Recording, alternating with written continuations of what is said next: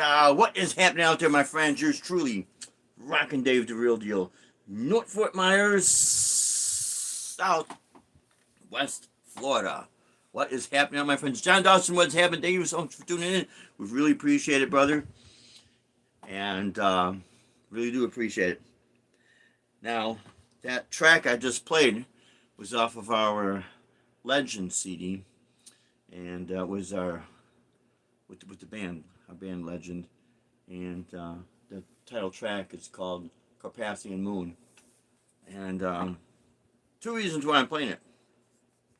The second reason is checking out the tone with the ME90 with the high gain Marshall setting on it. Not too bad. I don't know how loud it was picking up on the phone cam here. But the main reason is the picture that I took. I just learned that my drummer, Mike Zanes, we lost him Tuesday. He was in hospice, and he passed away, and he's a great friend, great drummer, going to be very dearly missed, my friends. And I was kind of shocked because he's my age. Actually, I think I'm maybe older him by maybe a few weeks. I was born in November '63. He was born in December 1963. So, may you rest in peace, brother. I miss you. And, well, the description in the post I wanted to talk about because I had just seen a video by, this is another video by this guy, Barry John Studio. And he was talking about the music scene, you know, what's going on with it. Quite a few other people I've seen have been talking about it, what's going on. And, you know, I don't want to discredit anybody because I'll tell you what, with Barry, he did make a comment on one of his videos that, you know, he's down here in Florida. He's down here in Florida, but he's up in the Orlando area. So, let's see if I can do this. I'm going to do a little more jamming on the RGA with the ME90. So he's down here in Florida, but like I said, the Orlando area. Why does this thing, you know, I always have problems with technology. I'm like this one guy, his name is Brad. Technical difficulties. I was getting my other glasses because these are bothering my eyes, so let me go ahead and do that. Let me do that, guys. And I shall return.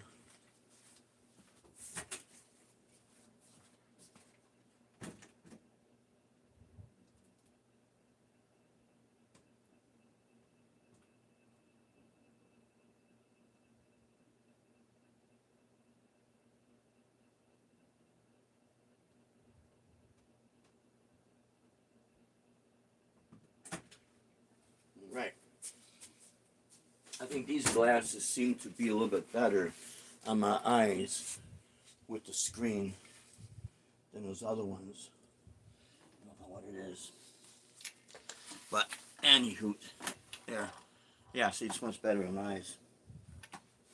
Anyways, so this guy was talking about this, and now, you know, he's in the Orlando area, and I guess some people have sent some comments, because I guess he's had a couple of series of these videos, you know, is the music scene dead, what's going on, blah, blah, blah. And I guess one of the comments he got was, let's see who else is in here. I really appreciate you guys. He was saying something to the fact that maybe he needs to go out more, this and that and the other. And he says, well, him being in the Orlando area, and he's a musician himself, he said, I go out a lot. He says, I probably go out more times within a year than some people do within, you know, a few years. So you know, he's got some validation to say what he's got to say. And so does a lot of other people who are going out supporting the bands, because you're going out there seeing. You're going out to see exactly what's happening. You're seeing exactly what we're seeing.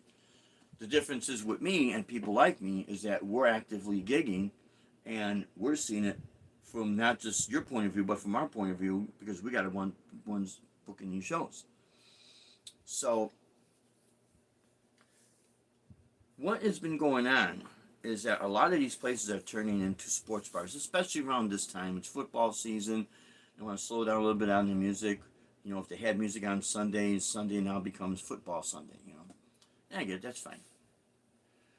So I think what people don't realize is that when we book everything in advance, um, they are evaluating all of this because see enough time is passing where these restaurant owners are saying, geez, okay, because I've heard this statement, and if you're in this area too, you'll understand why. Um, because you were an off season. This particular area of Florida, Fort Myers, Cape Coral, and this whole section here from Punta Gorda and down, we have it in season and an out of season. Now, when you get close up north to like Sarasota and Tampa, and even some sections of Punta Gorda and Port Charlotte, where there's a little bit more city life, well, you're going to get a little bit more activity. But you can see a lot of snowbirds, in the summertime, they don't stick around because it's too hot, man. I mean, it's brutally hot. So they go back up north. Okay, that's normal. But what it does is that it starts putting these holes in the schedule, and what I mean by that is the money's not there to hire us because the traffic's not there. So, how do you expect a club owner to pay you X amount of dollars if X amount of dollars is not coming in? There's no way. You can't do it. So it starts this up and down thing, and this is how music is, man. Get prepared for it. If you want to live off this, make sure you got money saved up and live frugal because you're going to go on a financial roller coaster ride. That's guaranteed. So, a lot of these places, are starting to evaluate, geez, I don't see the value in spending money on a band. Plus, as I said before, and this holds true, just call these places up. The one who are legit will tell you this, that they have to pay into these PROs an annual fee for you and I to play covers. If they don't pay that fee, then they send someone out. It could be from BM. It happened for one restaurant up in Naperville, Illinois. A guy representative from BMI came out, and they will show their credentials and talk with the owner or the manager and this, that, and the other. And if you don't buy by the rules, then you get these fines because you're playing copyrighted music in a public place, and the purpose of the restaurant is to make money. You're making money, the band's making money, and you're doing it off the backs of other people's work. It's the whole thing. And honestly, a lot has to be blamed on the idea of having stuff for free. I know this is not popular to talk about. On my way back to the barn after my round two, well, I'm a driving gig, had a news radio on. Right away I hear an ad on signing up for some internet service with, the cell service, internet, and they have these incentives, like this, that, and the other, and 1,000 hours of, I thought you said free music. Maybe free music to you. Maybe the provider, internet provider, contacted, BMI and everyone else who they need to contact to get the rights for this music and how much was negotiated.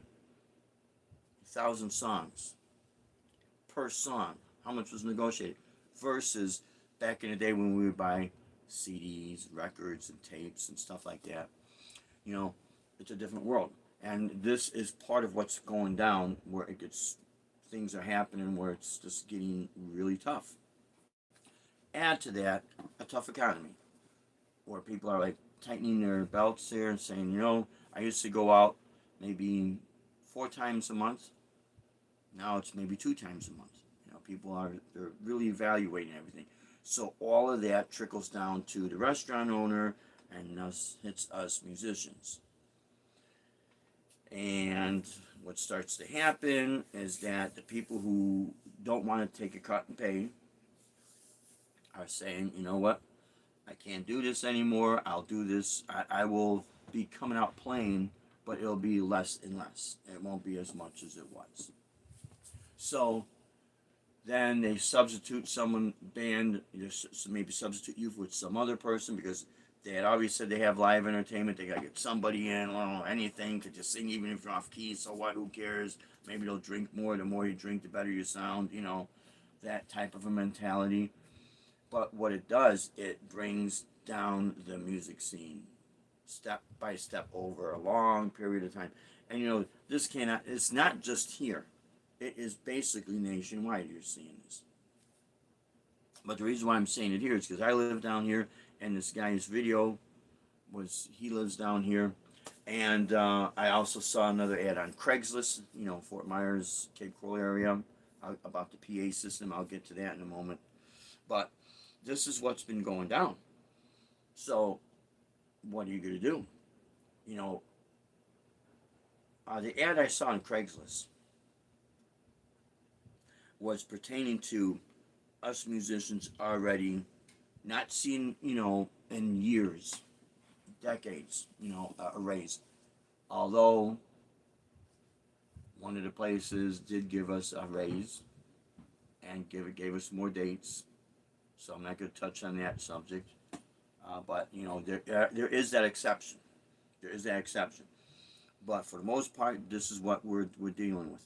So the guy that put this ad on Craigslist pertaining to the PA system was saying, you know, club owners, they don't pay us enough. They don't even provide a PA. The whole deal was about the PA. That's why I took a picture of the back of the QSC. You know, as a what do you call that? Creating a post for an upcoming show.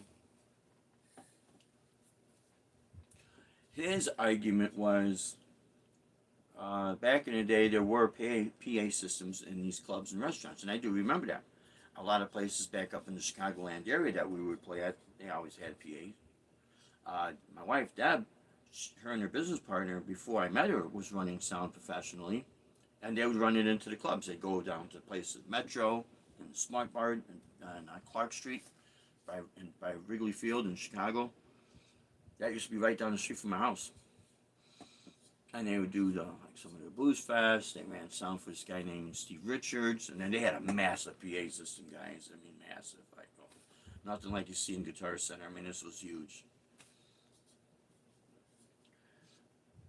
And you know, they would set up. I remember one place, Deb told me that they had to get there early, like 9 o'clock in the morning, set up. If they do any sound check, they had to do it right then and there. Then they had to leave, and I guess they could not come back because it was a restaurant. Part of it was a restaurant, but they could not come back to do the show until like 8 o'clock at night or whenever the show was. So it was an all-day thing. Their PA system was set up there, and that's setting up a huge PA, sound checking it. Then later on, doing the performance. If the performance went, let's say 8 to midnight, that's, you know, you do the math.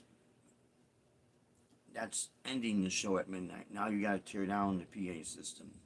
Now you got to drive home. A lot of times it was in Chicago, so when you're driving from Chicago out to Aurora, Illinois, you know, you're talking about maybe a couple 100 miles. Because Aurora is a far suburb of Chicago, and it's a long distance there. And that's getting home, maybe at, 3 in the morning, and then putting the PA system, which you know, in the shed in the garage, and then finally going to sleep after you were there at 9 o'clock a.m. the day before. So you see, but the point is that these places used to have PA systems,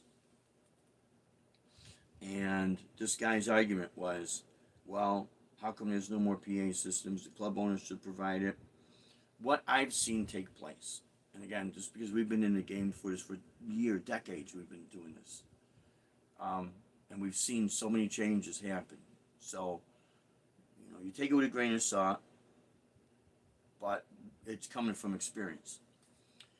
So, yeah, the restaurants and the clubs would have the PA system, and what they would do, if it wasn't their system, they knew a guy that had a system, they paid him to run the sound, the house system. When I would play at, Deb used to have her PA system at a place called Malo's. And then later on it sold and it became Raleigh's Rock House. And that was in Aurora, Illinois. And we would do the all ages shows on Sundays. They had a PA system there. We would play at a place in Chicago, Nightcaps. They had a PA system there. A place called Uncle Snorky's, they had a PA system. Smiley Coogan's, they had a PA system. Penny Road Pub out in Barrington had a PA system.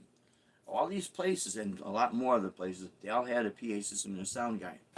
So someone was making money there, and that's the way it was. Now, what the argument is that the restaurants want you to provide the PA system. So that's what this guy was basically saying on this ad in Craigslist. And it kind of lines up with what Barry John Studios was saying about what's going on with the music scene. So, yeah, there were a couple places down here that they have their own PA system. I know downtown Fort Myers is a place called the Indigo Room. It's an older PA system that he's got, but he does have the sound system in there. When we did a few shows over at, well, it was at the second version of Chicago Boys. That was off of Tamiami Trail. Uh, he took over that place. What used to be called Cactus Jacks. Now, Cactus Jacks, I never played there when it was Cactus Jacks, but they did have a house system, and they had a sound guy. It was the same sound guy that, pretty sure it was the same sound guy that had the system, new PA system, in the Chicago Boys. And what this guy told me, when Cactus Jacks closed, the door got locked. For whatever reason, what was going on, maybe some legal stuff, maybe, through the sale of the place, when you get some partnerships, maybe not seeing eye to eye. I want this portion of the restaurant, you take that portion of the restaurant, I want these, and they're fighting, whatever the case might be. The door was locked. That guy that had his sound system, he says, I could not even get in there to get my PA system. And he said he spent about 15 grand. So, because imagine you spend about 15 grand and it's in the facility that's now all locked up. Can't get access to it. And then when we did the gig at Chicago Boys, I think he updated that system. Because I remember him telling me it was a nice system he had.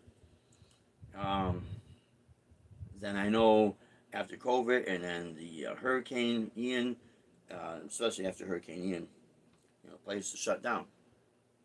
Hopefully that guy got his PA system. I'm sure he did. But now what's he doing with it? Because now that same restaurant that used to be Chicago Boys has reopened up as a Mexican restaurant. I love Mexican food. / sports bar. You don't need a PA system in a sports bar. You don't need to have a band in a sports bar. So this has been a common trend that's been going on for a little while. And this is what's been happening to the live music scene.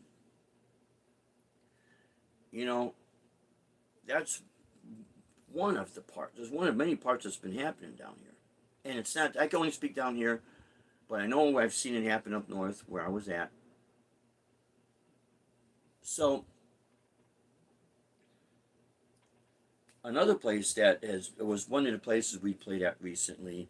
I was talking with this guy in the men's room, washing my hands. He said, yeah, he had heard this place might just turn full-on sports bar because the bands are not drawing anymore, And I relate that to the saying of more supply than demand, and that's what we're experiencing. And the restaurant owner, if he could see where he could make more money of it being a sports bar, that's the route he's going to go. I know I had told some of the patrons there that if they want me to come back, I says, you know what you do? Talk with the club owner, the manager of the club owner, and when they hear it from you, you are the customer. When they hear it from me, they're going to hear me trying to sell them myself. You know what I mean? My services. When they hear it from the customer, they're going to hear the interest of the customer. And we'll see where that goes, but I'm not expecting anything there because the guy that told me this about that place Michael Sports Bar, he said this has been going on for a while. And I see it because I'm out there playing. I see some of the more popular bands that they're starting to complain about, the drop of audience attendance. a drop in attendance, a drop in audience response. It's like, so what? Who cares? And when you flood the airwaves with too much of one thing, and it's flooded all the time, and that's exactly what's going on, then the interest of it becomes less and less. So what are you going to do? Do the best that you can, but understand exactly what's happening. Now, the reason why I mentioned about what, like, social media and everything, here's the catch-22 with social media. A lot of my students, the teenage students, who are playing guitar, they'll get on YouTube and they'll see, old concerts. They'll see some of the Ozfest. They'll see some of the, I don't know if they've see some of the Hellfest that's happening over in Germany. The Metal Fest is huge over there, man. Oh my God, are they huge? But they're seeing the excitement in live performance. So it gets them excited to want to be able to find somewhere to play. And I asked some of these kids, I said, "Do you have anywhere you play at?" Nah, other than an open mic, but not really. They have this thing called School of Rock, and they'll go and they'll do performances downtown Fort Myers, and that's kind of cool.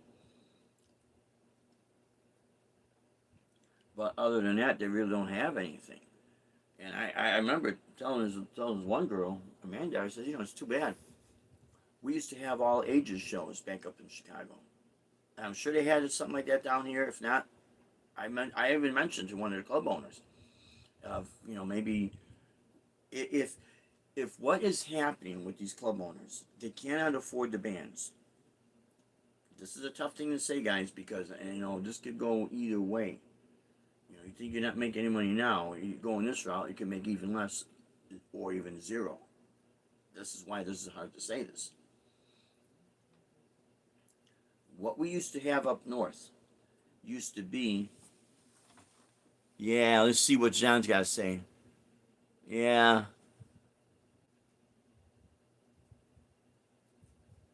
That's right. Yep.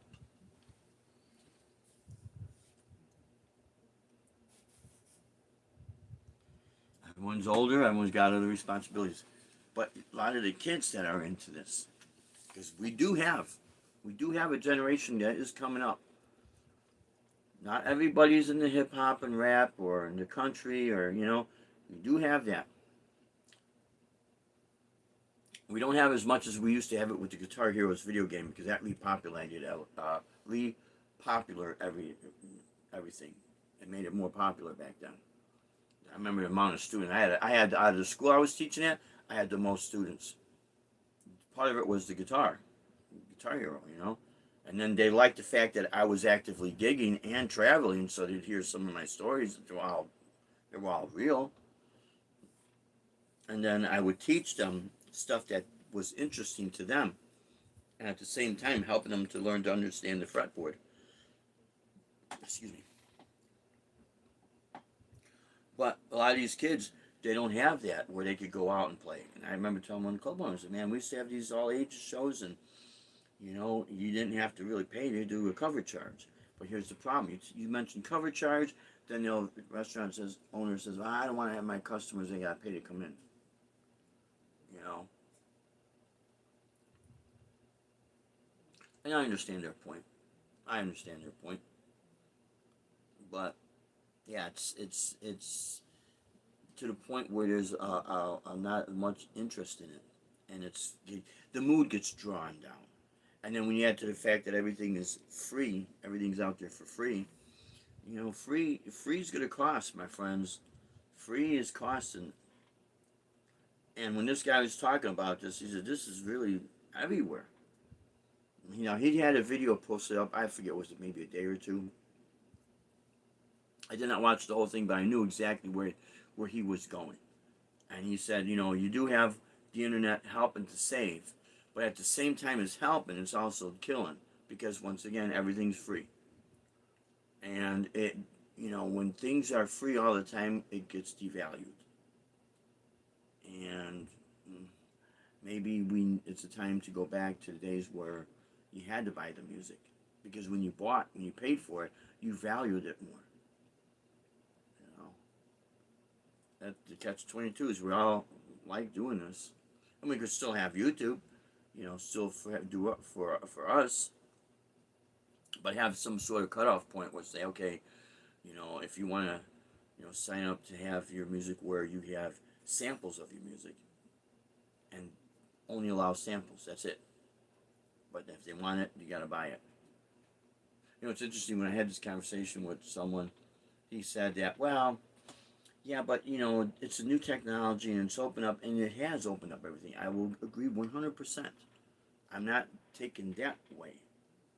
But what I am saying is that look how many jobs that got lost because of free music. And when you add to the fact that some of these, you know, internet providers and phone providers are offering all this free music, just listen to that. Just listen to that statement. How are you going to make a living if everything's being given away for free? You know, I mean, come on. What point are you going to start to say, you know, this isn't working, man? What about us? We can't walk into the music store and say, you know what, because music's free, this should be free. That's not how it works. So, with all the record stores got closed, all those people lost those jobs. You know, we were on our way home, and we were behind this car that said Pioneer. I don't know what Pioneer is. Remember, we had Pioneer stereo systems, Kenwood stereo systems, Panasonic, JVC. You don't even have a place that really sells stereo systems anymore. You know, you buy the receiver. Some of them were all in one unit, but some were separate units. You buy the receiver, the turntable, the dual cassette that could do the overdubbing, the CD player / CD burners. You don't even see that anymore. Are they even being made? So if they're not being made, all those people lost those jobs manufacturing them. The stereo stores, Pacific. We had, I think it was called Pacific Stereo. I think it was. There were standalone places that only sold stereo systems, and then later on there were home theater systems and some of the TVs and speakers and that. But it was no washer and dryers, you know, no the baby sections over there, or oh you get cameras over there. We even had separate camera stores, Wolf Cameras. We had a few locations back up in Chicago. A lot of these places have closed down because now everything's free. You know, it's on the internet.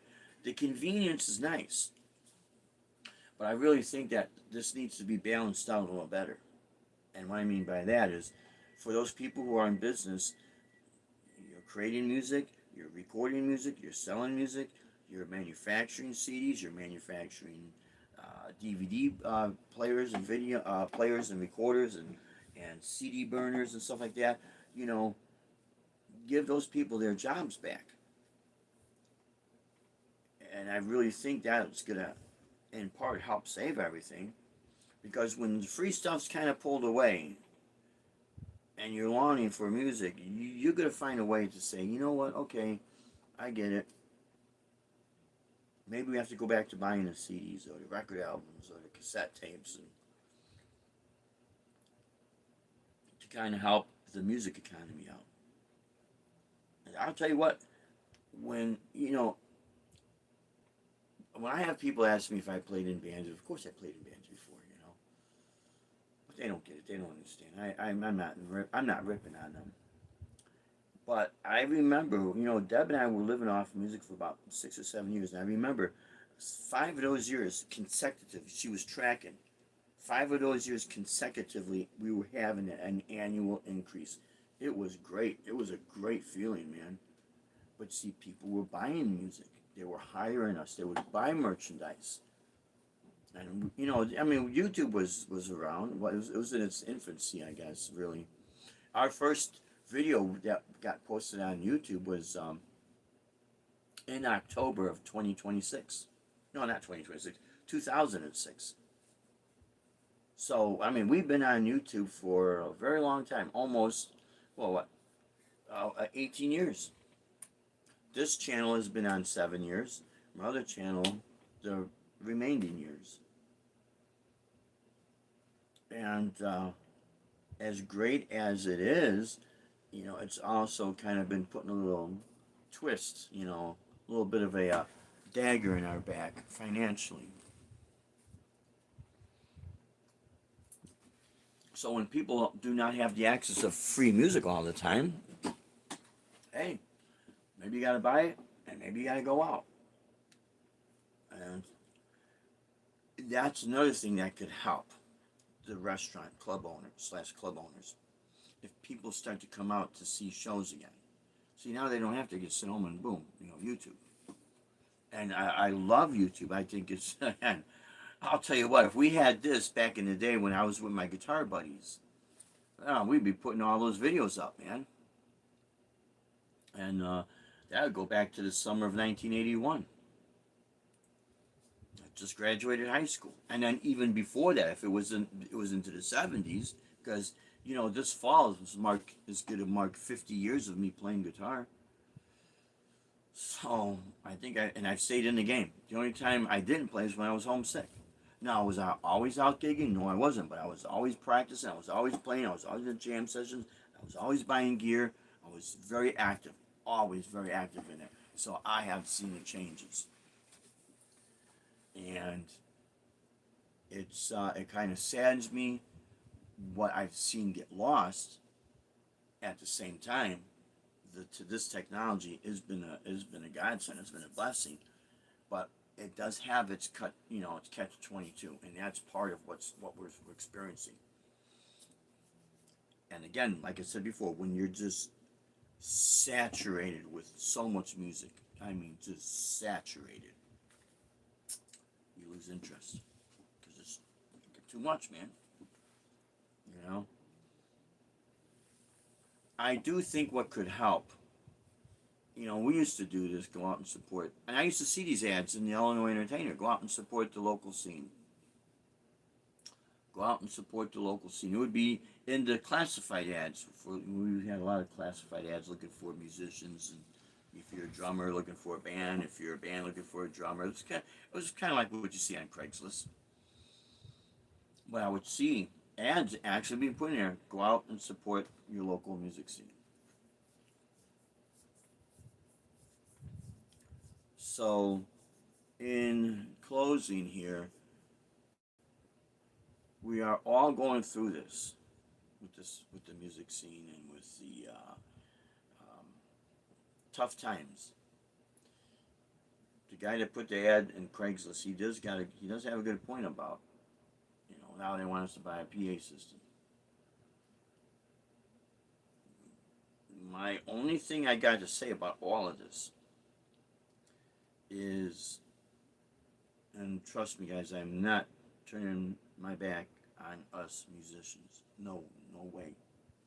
I'm trying to say things because I also talk with these club owners, and I'm shocked how many of them, even some of them that won't give me a gig because I don't sing, but they like the fact that I understand their position and I don't argue with them.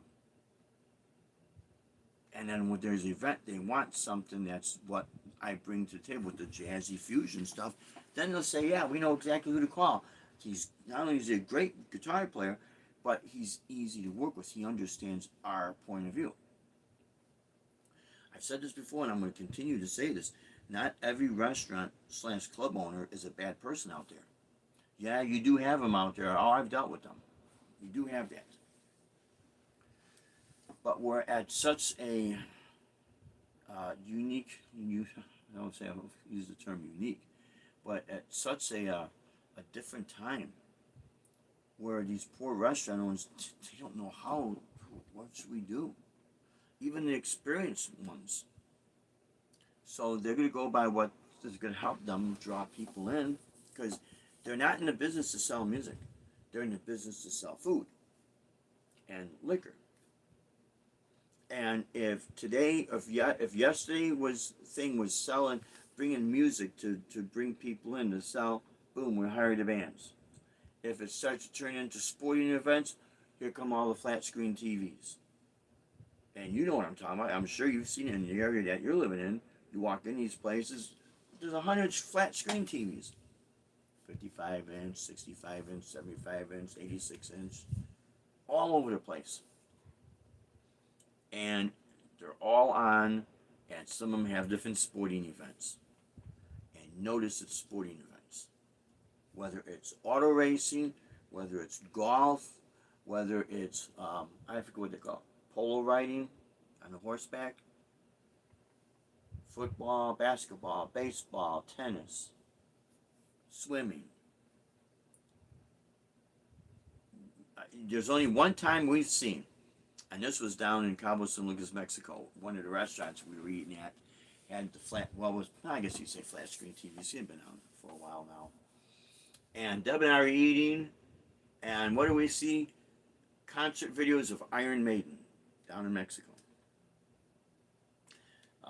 A band on the rooftop playing Black Sabbath. Yeah, I tell you, the metal scene down in Mexico, there in that area, it was huge, man. And they'll still have the bars where they have their traditional, the Spanish music, of course. But like when they have the tourist area, and part of it is because Sammy Hagar's Cabo Wabo restaurant down there, because it was in Cabo San Lucas, in that area. So of course they can have all the rock and metal stuff. So I can't remember the last time I've seen at a bar, restaurant, or club where they had actual music on the flat screen. It's always been sports. So the shift has been shifting, and it's been doing this for quite some time. They've always had their sporting events at bars and restaurants. I mean, you guys know that. But this shift has been a gradual over that long course of time, and you could better believe these restaurant owners are tallying up. This week, how much did we make? Ooh, we made some pretty good bucks. Last week, we made more this week than last week. Well, what happened last week? We had some music. Okay. And then the beginning of this week, so let's say it's Friday and Saturday, and you tally up from Monday. Last Sunday, we had so-and-so deliver all those TVs. We had so-and-so from an audio tech guy come out and hook everything up. Yeah, and we got like 100 TVs. Oh, that's cool, man. So this whole week, we started having sporting events, and everyone's sitting at the bar, arguing over their favorite team, hating this team, hating that team. I don't like golf, put this on. Oh, go sit over there. There's baseball. Go Cubbies, But the point is that this is what's been happening. They'll have the TVs on while we're playing. So, you're competing against that. A lot of times, especially if it's tough if you're singing. I'm going to tell you why it's tough if you're singing. Because with instrumental music, this is what's so great about instrumental music. It could be the backdrop to let's say, a sporting event. And sometimes they'll turn the sound down on these TVs. Sometimes they'll leave it on, but the band's playing, or if you're playing a solo gig and you're doing one-man band type of thing, your music is still louder than what that little TV, a little tiny, some of the speakers like this, and it's sitting, at least 25 feet away from you. Even though it's a huge screen TV, it's still, if you measure it, it's about 25 feet away from you. So the little tiny speakers are not going to be able to, that sound, you're not going to really hear too much. You're hearing the musician play. But what's really great with instrumental music, I could play what I just played in the beginning here, and if there's auto racing, if they got NASCAR playing,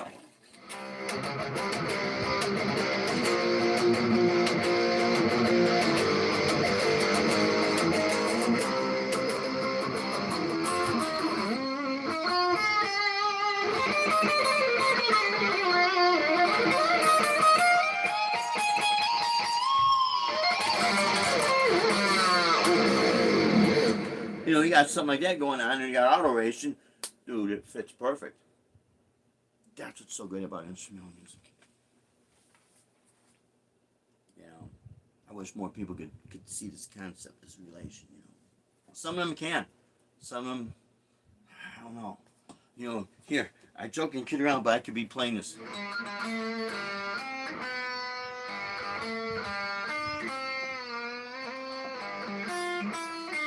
Oh, what song is that? I know. Don't tell me I know. That is what has happened with some of these people. If there's no words, they don't know what it is. Here, I mean, it's kind of sad, my friends. This is sad, but this is what's happened. This is what happens when you take music out of school. When you take the music out of the forefront, like it used to be. Remember that classic rock song? Oh, I remember. Who was that by? They totally forgot, man. And as more time separates, they're gonna forget even more.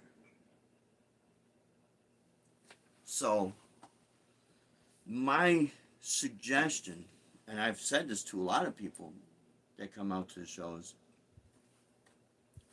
especially if it's a new place, Mom, are you gonna be back? Are you gonna be back? I said, well, we'll find out what the club owner says, or the manager, or the bartender, or the guy with the mop, whoever's in charge. So I like to talk with the owners.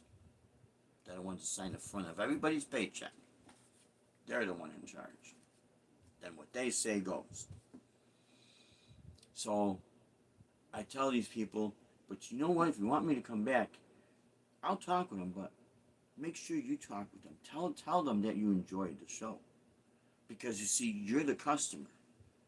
And if they want your money, I say, geez, what did that person say? I had 10 people. One place I played, I had 10 people. 10 people tell me this. They loved what I was doing because they don't get a chance to see it. They don't care about not singing or that. But as a matter of fact, this is what they like. Two people at the bar. Hey, when's he gonna sing? When's he gonna sing? They're just all drunk. When he gonna sing? Play the songs that they like, right? When they gonna sing? Don't know it. So you have no rhythm. There's like no life, no pulse. Suds, beer suds, they have. Oh yeah, a lot of that, but no life in them. That's fine. Those are the same people that'll shut a restaurant down. Well, how do you say that? They're out there supporting. Yeah, but if you're not cutting them off, they get into an accident, they're gonna be asked, where were you at? Where are you coming from? Oh, I was over here at the. Oh, they go to the restaurant owner and said, hey man, he's over serving this guy. He got into an accident. He's got someone there in a coma now. He put someone in a coma. Almost killed him. Family wants to come out and start suing. Let me see, there goes your license. I know it's a lot more in detail than that, but I will tell you one thing. I've seen where these people will come out and they'll get shut down. So, but the point I'm trying to make here is, I had 10 people ask me when I'm going to come back. So, when you have people coming out, seeing you play, and they like you, make sure you tell them, hey, could you do me a favor? What you just told me, that lady over there, she's the manager. Could you tell that manager that you really enjoyed the performance? So if you want to see me come back, and if you like to come to this place, and you spend, I don't know, if you brought out a group of 15 people, and you want to come back out and spend money, just let them know. I've seen places that shoot themselves in the foot when they get rid of music, or they get rid of whatever event that's helping them make money, and then all of a sudden, there's this drop of attendance, so no one's coming out. What happened? Well, you got rid of the music. Okay. Now, I'm not saying you cannot, as bar owner, restaurant, you cannot recover from that. Yeah, what's been doing is the sporting events. But not everybody's into sports. I respect it. It's, fun to play when you're a kid, but I'd rather play my guitar, man. My wife knows more about football than I do. And it's not because it's because this is what I do. There is a lot of people like me, like that. It doesn't mean we don't respect them. It's just that I cannot see myself saying, well, now we've saw the Bears play against the Dolphins and that, but I couldn't tell you who's who. Who the people's name. I don't follow it. Am I supposed to? No. That's my preference. I'm not gonna, insult other people. But the point is that you have a lot more people that's involved in sports than in music, so that's why you're seeing this big shift. So if you want to see, or your favorite band that you like to go out and see, tell those restaurant owners. Even if you got to call them, says, hey man, you know what? We really hope you keep the music because we like to come out to your place. But see, if nobody says anything, then the restaurant owner is saying, oh, there's no interest. Okay, well, I guess I could pull the plug on this. More TVs go up. It's just that's what's going on. That is what's going on. And, you know, making this statement from the performer's point of view, like I said, we call these places in advance. And a lot of times, if it's not the owner, it's the manager we're talking with. And we get that feedback right from them.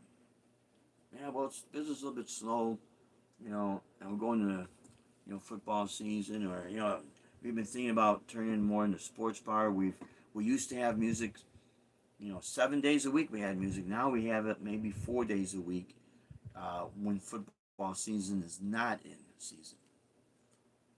And then when it's off season, we'll have it. If we can't do 4 days a week, maybe we'll do it 3 days a week, or maybe just Friday and Saturday. I've seen the decline. I've seen it. So if you're a musician especially if you're a musician who really wants to not only play out, but you want to do your show, I'll tell you what, man. When we were doing the ticket sales, there's nothing like that. You're rolling the dice. You're taking a chance. I understand. Trust me, I understand you. Because that's what we were doing. You could put together a tribute act if you like, but something that you do like, so you get that satisfaction as the musician. So that when you're satisfied as the musician, when you're gonna perform, man, it's gonna be as spot on as you could be. Because your interest, you're gonna play with that passion. You're not gonna sit there and play, oh God, I gotta do this song, oh God, You're not gonna do one of those. And when you're playing with passion, and you got a whole group of people that like what you're gonna do, they're gonna come out. Now, the only thing that we're up against, again, like I said, is the economy is tough. Gas prices are high, food prices are high, and this is everywhere. So, the people that used to go out to see their favorite bands, they're pulling back. But there would be an interest if you were to, if it would be available for them. And when I talk about this, I tell people that, and just have yourself some money put aside that you could afford to do this. Because it could get expensive. And if you do decide to do something like this, make sure you get some insurance, liability insurance to cover, protect yourself. And then it helps when the person wants to rent out their room or their banquet hall or whatever. They're like, hey, you got the insurance, you got the proof, and you start building up your reputation there. Then you can start really putting on the shows that you really want to play. Because that's another thing I do know it's missing. I know there's a few people I've seen their videos, they'll say, they'll do like Jason Stallworth, he's up in the Tampa area. And he's a great guy, man. I think he's got a great voice. And he's doing a lot of the solo acoustic gigs. Does like a lot of 80s rock / maybe hair metal band rock acoustically. But he also does metal too. He's a great guitar player too. But he was saying, he made a comment why he does a little bit of his looping. It keeps the show interesting. So it's not just yet another guy with an acoustic guitar strumming and singing. That's not exactly what he said, but I know what he meant. Because down here, there's a lot of strumming and singing. And it's like, what makes you different than anybody else, So, and he does the stuff that he likes to play. So he's got that passion. and I think it works great for him. It's great. He's up in the Bradenton, Tampa area. That man, we gotta come up. We gotta get up that way and see if we get his email. And email him. Says, hey Jason, man, this is Rockin' Dave down in North Fort Myers, Southwest Florida. We'll come up and maybe do a gig and maybe do a gig together or just jam out. But see, if you want to do the shows that you want, it's kind of think about that. And if you don't need to spend money on an expensive piece of gear that you really don't want, or I mean that you want, that you really don't need. And here's the thing. When you do something like this, rent out a facility to do your own show, when I said about this, you roll the dice. It could go either way. And it could go either way for a while if you want to continue staying in the game and build up your reputation. Because sometimes that's what it takes. And if you're doing, let's say, to do a show like this, you can only afford to do it maybe once a year, an annual show. And it doesn't have to be a Christmas show. Because if you do stuck with Christmas, now that's fun and that's fine, but now you're going to be basically seen as you're the Christmas guy. And now, if you want to really build your reputation, sometimes it's hard to do. So if you want to do your own gig and promote your own music, you could pick a time that's not really around any holidays, so that when you're selling yourself, you're selling your product, it's you. The difference between spending money on that versus a piece of gear, you have the potential to turn a profit with that.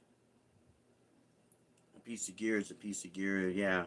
You'll use it at your gigs and that, but it might take a while to see that money come back. You might take it back. You may take that money, collect that money right within that gig.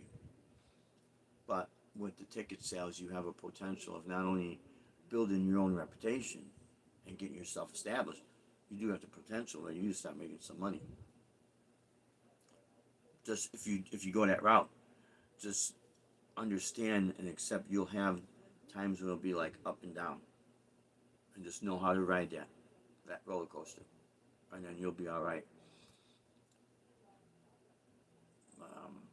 But it is tough. We have seen the decline. So when you see these videos pop up, it's music dead, music dead, music dead, music dead. Music is, it's not exactly, it's dead from that point of view. And it's a dying breed from that point of view. But it doesn't have to stay that way because, again, I deal with a lot of kids too.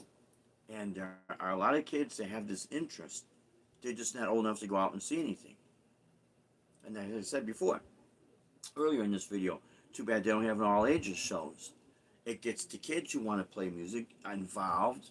It starts to open things up, and sometimes it's a slow process, but it does open up those doors, and little by little by little. I see these places have these trivia nights. The place I used to play at, McCullough Market, we're not playing there anymore. We used to do the comedy night. They're not having comedy night over there anymore. Now, and very seldom I see the trivia night, but now they're having trivia night once in a great while. There's been a loss of the interest in it. The enthusiasm kind of went woo down the toilet.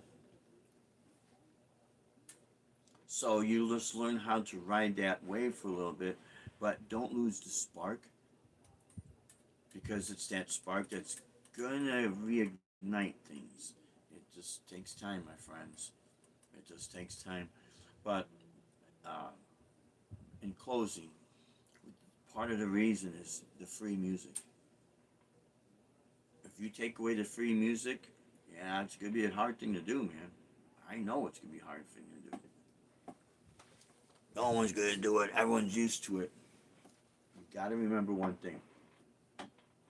You get enough people, enough musicians with say so and pull, and start making it where it's harder and harder, and you start seeing music disappear from these platforms, then what you could start, what you potentially could see is the dawning of a new era where it goes back to where you have to buy music. I do know I've seen a video talking about this. We might see changes start take place next year, and definitely in 2026. This guy's got his video, Money Making Music. I think that's what he is. Young black guy, and he seems to be pretty smart. I'll give him that, man. Definitely seems to be pretty smart and on point on certain things. But he was saying that everyone's complaining about losing money, so it might be with enough complaints, the industry starting to step in and say, hey, we got to take care of business here because, you know, recording studios still cost money to go and record. It still costs money to buy musical instruments. And to spend all this money and time and effort into all this to turn around to have everything for free, this is not working. And now we cannot afford to see more businesses close and more people, lose their jobs. Because ultimately that's what has happened. And like I said, anyone that's lived, if you're in your 20s, you might remember here and there. If you're in your 30s, you'll remember more. If you're 40s and up, you're going to remember when there were record stores and people were buying music. And that money was helping to float everything. So, we'll see what happens, guys. Only time is going to tell. But as dismal as it might appear to be, you see, this is, why it becomes so dismal for some? Because they put all their eggs in one basket, and when they're not making music gigging, they're crying because they forgot about having other streams of income. The people that are going to come out smelling like a rose, my friends, are the people that kept their 9-to-5 jobs. And I'm not trying to discourage people from, trying to be a full-time musician or artist or whatever it is you're looking to do full-time. But, you could only go so far with your budget, with your savings depleting, and you can only write so long on someone else's money. When the money runs out, what are you gonna do? So the thing is, the advantage of having these extra streams of income, it takes care of just your basic needs, necessities, and then with that extra money, now it gives you an opportunity to see, hey, I could be able to do this, that, and the other. Well, why aren't you doing that, David? Well, we started doing the ticket sales. Now, this was 4 years ago, okay, when COVID hit. And so everything got locked down, we had to refund the tickets. And, of course, with the gigs and everything, I still would like to go back and doing that. A lot of places had to raise their price to rent out. One of the rooms in the Cold Market was at the time, and this was only a couple years ago, gave us a pricing sheet to rent the room to play in for the 8 hours was something like $940 or $960. Now I think it jumped up to maybe between 12 and 1400. That's to rent the room. So then we have to do X amount of ticket sales to even break even. What's nice of having it for all day is if you have a smaller setup, but yet you're still going to put on a good show. Now instead of only one show, you could have an afternoon show and an evening show if you want to take advantage of that. Just got to be quick about tearing things down. And you got to, plan out. Maybe have a 2 hours before that gig and a 2 hours at the end of this gig. So that's 4 hours. And if you want to do an hour show, that means you got 4 extra hours. You could do an afternoon hour show and then an evening hour show. Sell tickets that way. I'm only saying this because these are options you can do.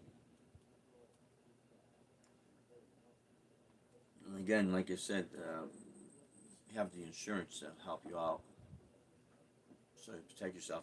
But the advantage of doing that, you guarantee your show, and you might surprise yourself people will come out because finally they get a chance to see something that they want to see. If you advertise it, even if you're advertising like, your show, if it's not a tribute show and if it's all originals, but it's in the style of 80s metal, let's say, well, advertise it like that.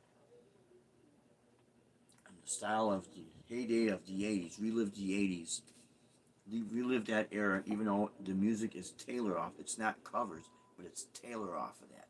So if you like Whitesnake or Dokken or Iron Maiden or Judas Priest or whatever else out there, then advertise it like this. You sound like these people. So if you like them, you're gonna like what we're doing. And for people who don't see a lot what's happened, guys. I know I'm going on and rambling on here, but a lot of times I talk, I start thinking of things. I have seen, and anyone who else is out there gigging, if you're not the ones gigging, if you're the ones out there going out supporting, trying to see the scene, you're seeing the exact same thing that I'm seeing. You're seeing dominant with the cover scene. And it's covers that are popular, and that's fine, but that there is a group of people just like you, like the same kind of music that you like. In that area, there'll be a group of people in that area. If you get these two groups of people, 25 over here, 25 over there, put them together, you got 50 people. That's that. Maybe somewhere else you got more. They're out there. The reason why they're not going out, because I'm telling you this because they tell me this. Yeah. Can you read the chat? No. You can't read the chat? No, she's not coming up. The chat's not coming up? No. It'll come up and it'll disappear, and I go touch it and it doesn't come up. Sometimes it does. Okay, now it came up. So you see? And sometimes it just stops, so I don't know what's going on with this thing. Hunter was on, and he got a little upset that you weren't responding. You weren't interacting with the chat.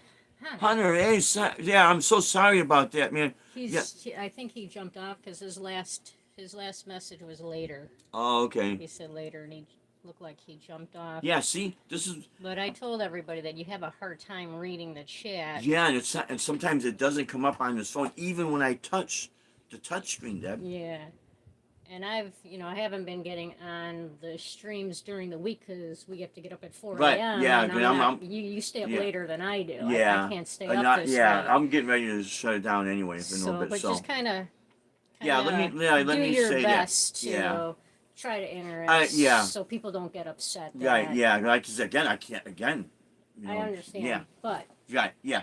So I apologize about that, guy. Yeah, guys. So again, I apologize. Sometimes my phone, even when I touch the screen, nothing comes up. I don't know what's going on with this thing, but this has been a problem I've been having with this. I've been having this problem for a little while, and I do apologize. So please don't. I'm not ignoring you guys. I honestly can't see. Now watch. I'll touch it again, and nothing comes up. Nothing.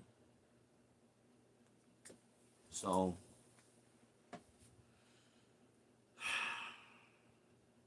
I love this technology and I hate it at the same time because of that. It doesn't work all the time. But anyways, don't get discouraged out there. In closing, if there's a certain scene you want to keep alive, basically call the club owners and say, hey, I want to see this. I want to see more of this. I want to see maybe jazz or blues or rock or metal. I'd like to see that. And enough calls go in, that's what's going to dictate to some of these restaurant owners and club owners. So, all right, guys. I hope this has been helpful. And again, I apologize about not responding. But I'll tell you what, I'll never buy another Motorola phone, man. I'll never buy another Motorola. No, man, I'm done with it. Done with that. So, anyways, guys, you stay. We'll probably do a live stream on Saturday if we're celebrating Deb's birthday. We're gonna be on Captiva Island or Sanibel Island at the beach if it don't get rained out. and we'll do a live stream and get to check out the sunset. And Deb will be there to respond on her phone, because on her phone the chats come up. On this, it's hit or miss. Until then, guys, you have a great evening. You stay strong, safe, and true. We love you all. Rock on, and God bless. Take care, guys. Have a great evening.